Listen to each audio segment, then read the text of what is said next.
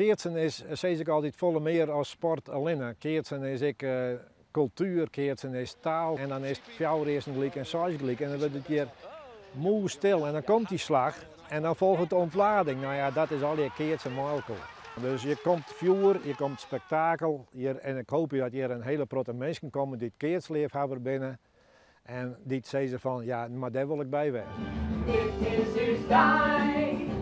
Lotting maakt het dus onderdeel uit van een theaterstuk, maar zo'n muziek voor de traditionele Keertsleefhebbers compleet oors. Maar componist Peter van der Zwaag had er het volste vertrouwen in. Ja, maar laat ze maar eens even die cultuur erbij krijgen. Dat kinderen ik prima bij.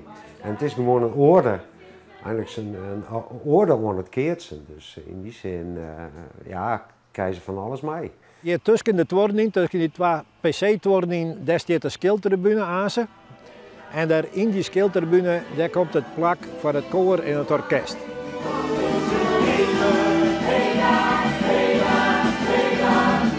Werkelijk geweldig. We repeteren over de derde keer. Dus de laatste keer voordat we alle bij elkaar komen.